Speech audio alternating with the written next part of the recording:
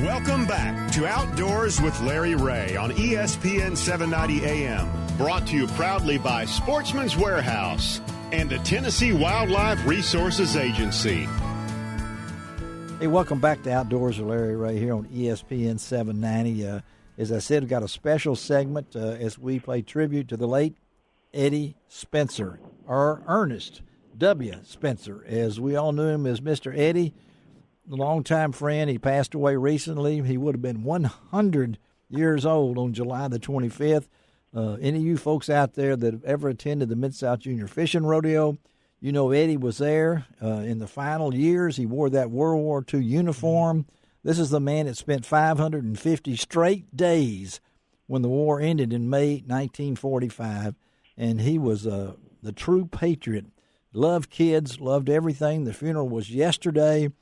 Eddie was one of my dearest friends, but I want to kick off this segment on Eddie with a special place in his heart, and he always talked about his love of Lausanne Collegiate School. And we've got with us on the phone this morning the headmaster at Lausanne Collegiate School, and that's Stuart McCarthy. Good morning, Stuart. Good morning. How are you? Doing great. Eddie, how special was Eddie to Lausanne? Oh, just absolute sort of treasure. When he would sort of come out here, certainly every Tuesday, and spend some time with us and stay for lunch, and perhaps even come back out on the Thursday.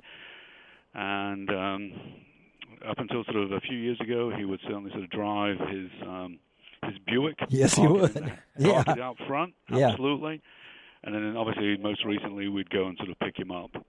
And he would come. He would come and sit in his wheelchair and talk to the kids and things. Absolutely, yes. He tell them, so he became our historian in residence, and certainly met with many sort of grade levels and tell them about his experiences in World War II. And he absolutely loved it, and obviously the students loved hearing from him. And one of the most sort of memorable sort of moments goes back sort of a few years ago. We first met Eddie in 2006. I certainly did. I came in 2005 to the school, and met him in 2006 when he took part in the Lausanne Oral History program and was interviewed. And shared his experiences. And thereafter, he'd come out weekly and became a real sort of integral part of the school and the school community. And you guys went together as part of the thing that Eddie was most proud about, Forever Young. Yes. He got to go to Italy, right? He did.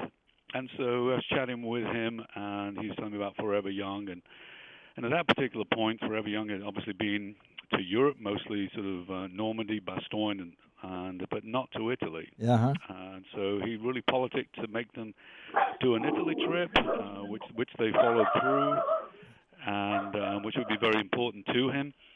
And so we mentioned that this opportunity to our middle school students, and they came up with the idea of setting up a GoFundMe account. And they raised over $8,000. That obviously more than covered Eddie's costs. And partly paid for another veteran to go. And the beauty of it was that Eddie was thrilled, and he never knew where the money came from, and we didn't tell him. You never told him, right? Never told him. It was a surprise. He talked about that trip. Well, Stuart, I appreciate you sharing with us these words about Eddie and taking time to be on this morning show. But he'll be missed. I can't. And he loved Lausanne. I know you know that and everything. Yeah. So, well, thank you, man. You're welcome. Thank you. Have a great day. All right. You too. Bye. Stuart McCarthy. And then we're going to kind of switch from Stuart over to a man that the fishing rodeo was a part of his agenda until he retired from the TWRA, and that's our good friend Dave Rizzuto, who was the fisheries biologist out of the West Tennessee for the TWRA. And I know, first of all, good morning to you, Dave. And Eddie, in your mind, give me a memory about Eddie. Well, I guess, when we first started, the agency took over the event in 2000. Yeah. And Larry, somebody said, well, Larry's going to bring all of his folks with him and all his volunteers. And I said, okay, see what that's all about. And next thing I know, he's walking up with some middle-aged women and this this old guy, and I thought, okay, well, we'll see what these volunteers can do. And then once you learned Eddie, and you told me about that he wanted to mount the biggest bass. Yeah. I thought that, yes. We really didn't do him justice because the way we had set the thing up, it was real.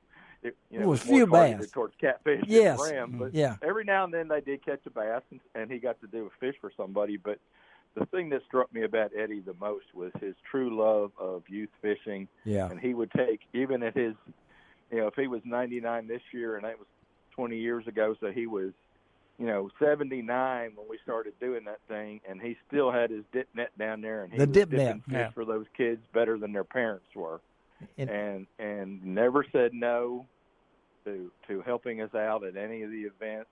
And I mean, I hope that I could do what he did in his 80s and 90s. Amazing. When I get to that age, if I make it that long, because he was just an awesome, inspiring person too. And then to sit there and be able, every now and then, I talk to him about, his war experiences, because I'm a super World War II historian, and yes, and some of the stories that he told me about his service was just unbelievable. Well, he was with the 5th Army, the 403rd Anti-Aircraft Artillery Gun Battalion, served in North Africa, fought in Sicily, in Italy, and all these different kind of things. Hey, Dave, thank you, buddy, for sharing the memory with us. Okay, man. Thank you. All right. Let's switch now. Who do we got? We got Ron Wong.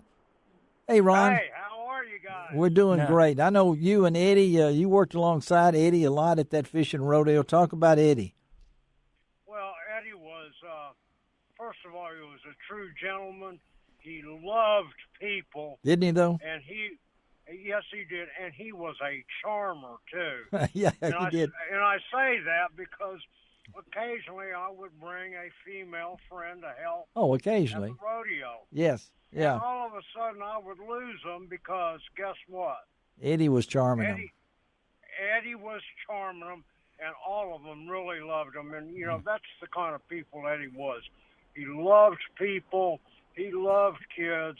And anything he could do, he would always do. And that's what I remember about Eddie. And, he spread a lot of blessings to a lot of people. Yes, he did. And he was so easygoing, so easy to talk to, and he will be missed. And, I certainly will miss him. I always had a good time spending time with Eddie at the Junior Fishing Rodeo. Yeah. And for all of the things that he's done for that and everybody else, just like with Lausanne. Yeah, that's him, and he always said it was the uniform. That's what did it.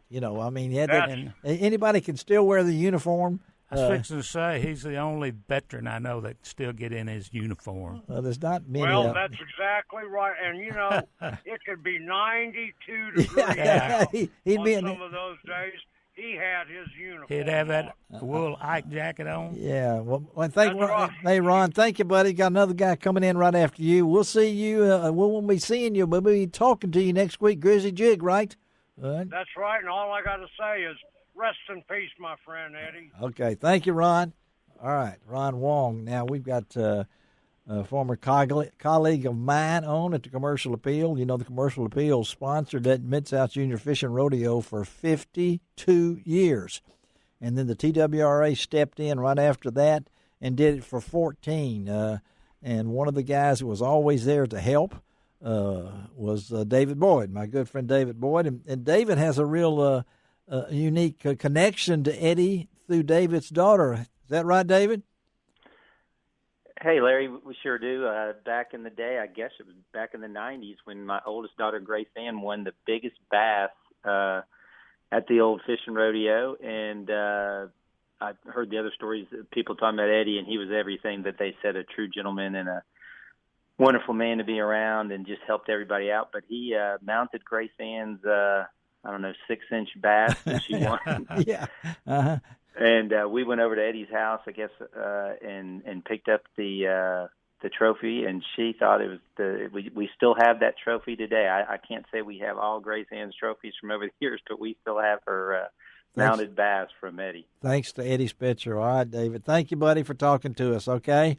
You're welcome. Thanks, Larry. All right. Eddie Spencer was. I wonder who got the net. I meant to ask that at the funeral, but I'll find out. Okay. Maybe his son has it. Jimmy might have it. I don't know, but his wife, they were married 67 years, Juanita, and he spoke about her all the time, and spoke. He loved to talk and sit there, and just share. Wherever he was, he had the smile on his face. George Gately would come up, and George, if you're listening this morning, I know you're one of the originals. Jean Ann Reynolds up in the Dakotas now. Henry Reynolds' daughter sent in. A lot of folks reacted to the posting that I had, a picture of Eddie with Bill Dance.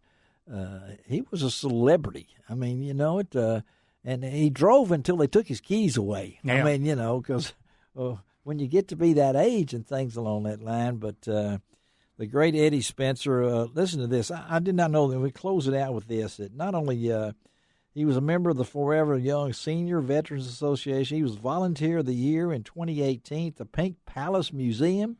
This is 2018. He was 98 years old, and he was a Volunteer of the Year at the Pink Palace Museum.